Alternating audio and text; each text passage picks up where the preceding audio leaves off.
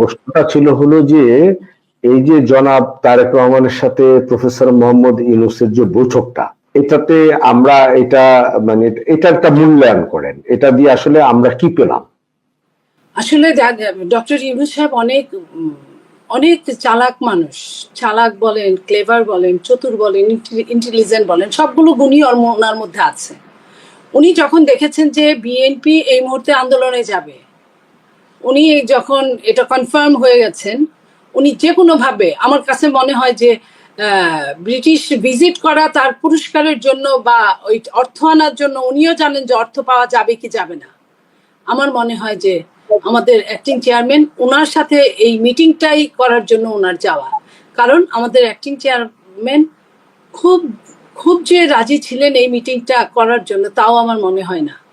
তো যখন এখন উনি এগিয়ে নিয়ে আসছেন ওনার নির্বাচনের টাইমটা যদি নিয়ে আসে, আমরা এখন দেখি আলোচনা কতটুকু ফলপ্রসূ হয়েছে। দুই পক্ষ থেকেই বলা হয়েছে যে আলোচনা ফলপ্রসূ হয়েছে।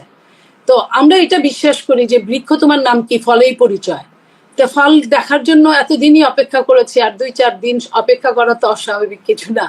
আমরা সময় দেই, আমরা সময় দিয়েছি ওনাকে 10 মাস, আরো দিতে চাচ্ছি, আরো 10 মাস দিতে যাচ্ছি। তো উনি দেখি কি করেন।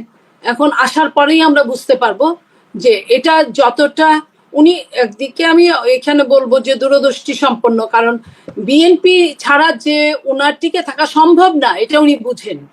বিশ্বের জিও পলিটিক্স ওনাকে যত এখানে পুশ করে ক্ষমতায় বসাক, ধরে রাখার জন্য যে লোক দরকার সেটা একমাত্র বিএনপিতেই আছে।